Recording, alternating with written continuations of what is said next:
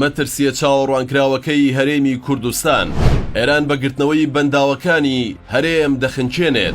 حکوومەتی هەرێم دەستە و ئەژنۆ سەیری گیانکێشانی خەڵک و خاکەکەی دەکات. هەرێمی کوردستان دوجار ڕوبەڕووی ئەو قەیران و مەترسیە گەورەیە بووە کە لە چەند ساڵی ڕابردوودا هۆشداری لەسەر دەدرێت و لە چەندین ڕێگەی جیاوازەوە داوا لە حکوومەتی هەرێم دەکرێت بە پەلە پلانی بۆ دابنێت لەگەڵەوەی قەیرانەکە بەرۆکی هەرێمی گرتووە، بەڵام هیچ هەوڵێکی جددی و کردداری لە حکوومەت نابیندرێت بۆ بەدەمەوە چوونی خێرای ئەو مەترسیە. لە چەند ساڵی ڕابردوودا چەندین خۆپشاندان و گردبوونەوە و کۆنگرەی ڕۆژنامەوانی و بە ڕێگەی جۆرا و جۆر هۆشداری دەدرێت لە کارەساتێکی گەورەی مرۆیی لە هەرێمی کوردستاندا، ئەویش بەهۆی کەم ئاوی یان بێ ئاوی لە ناوچە جیاوازەکانی هەرێمدا. لە ئێستادا هەندێک شار و ناوچەی کوردستان پێویستیان بە پلانی خێرا و بە پەلەی حکوومەت هەیە بۆ ڕێگریکردن لە قەیرانی کەم ئاوی کە هەڕەشە لە سەدان هەزار کەس دەکات. ڕۆژ بە ڕۆژ قەیرانی کەم ئاوی گەورەتر دەبێت. حکوومەتی هەرێم شکستی هێناوە لە چارەسەرکردنی و قەیرانەدا لە کاتێکدا هەرێم خاوەنی سەرچاوەیەکی زۆری ئاوی سروشتیە کە دەتوانرێت کێشەی ئاوی خواردنەوەی بە تەواوی پێ چارەسەر بکرێت. بەڕێوەبەری بەنداوەکانی هەرێم چەندین ساڵە هاوار و دادیەتی و داوای تەرخانکردنی بودجە دەکات بۆ دروستکردنی بەندا و گلدانەوەی ئاوی پێویست بۆ کاتی کەمبوونەوەی سەرچاوەکانی ئاو. بەڵام ئەوەی تا ئێستا گوێی بۆ نەگیرابێت و وەک بابەتێکی سەرەکی سیر نەکرابێت بابەتی ئاو و دروستکردنی بەنداوە. شارەزانی بواری ئابووری و ئاو لە هەرێمی کوردستان پێیان وایە کە هەرێم پێویستی بە 20 بۆ 30 بەنداوی گەورە و مامناوەند و بچووک هەیە بۆ ئەوەی کێشەی ئاوی خواردنەوە و کشت و کاڵی چارەسەر بکات و هەرێم لە هەڕەشە و بیانووی وڵاتانی دراوسێ ڕزگار بکات.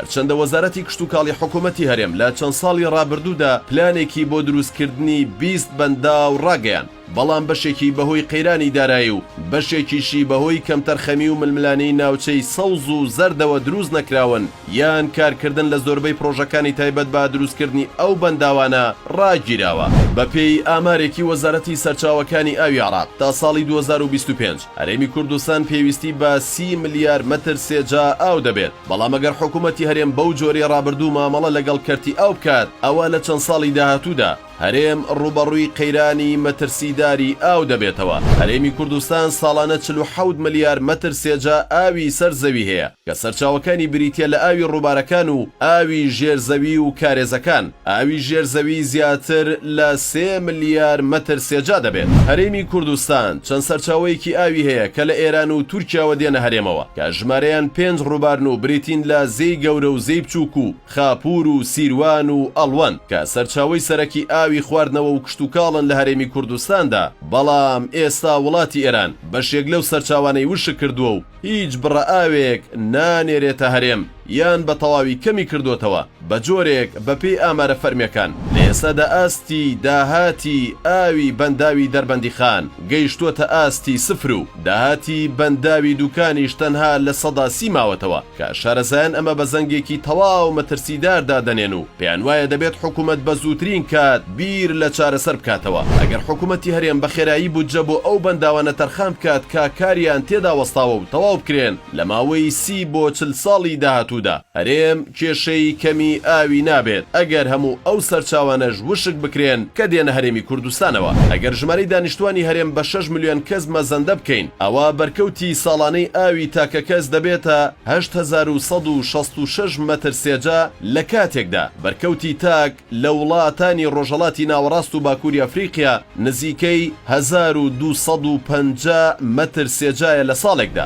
بەم جۆرە بۆمان دەردەکەوێت کە کوردستان لە ڕووی سەرچاوە ئاویەکانەوە وڵاتێکی دەوڵەمەندە و بەرکەوتی ئاوی ساڵانەی تاک لە کوردستان لە چاو هەموو وڵاتانی ناوچەکە بەرزترە. بەڵام وەک بەڕێوەبەری بەنداوەکانی هەرێم دەڵێت کوردستان کێشەی کەمی ئاوی نییە، بەڵکو کێشەی چۆنەتی ئیدارەدانی ئاوی هەیە کە بەوتەی شارەزایان ئیدارەدانێکی زۆر نەشارەزایانەیە و نەگونجاوە و لە وڵاتانی زۆر دواکەوتوش ئەو سیاسەتە بەکار نایەت کە لە کوردستان جێبەجێ دەکرێت. لێرەوە دەگەینە ئەو ئەنجامەی کە هەرێمی کوردستان لە بەردەم قەیرانێکی نوێدایە کە بناغەکەی دەگەڕێتەوە بۆ ساڵانێک لەمەوبەر و دەکرا حکوومەتی هەرێم کارێک بکات دەکات بۆ ئەوەی کار نەگاتە ئێستا، بەڵام بەهۆی ململانێ و ناکۆکی بەردەوامی نێوان هێزەکان و پشک پشکێنە و هەرکەسە و بۆ خۆی ئێستا دۆخێک دروست بووە کە ئەگەر بەلێزانانە و دڵسۆزانە کاری تێدا نەکرێت دوور نییە لە ماوەی 1 ساڵی داهاتوودا ناوی کوردستان بچێتە ڕیزبەندی پێشەوەی ئەو ناوچانەی کە بە ناوچە بێ ئاو و وشک بۆکان ناویان دەبرێت.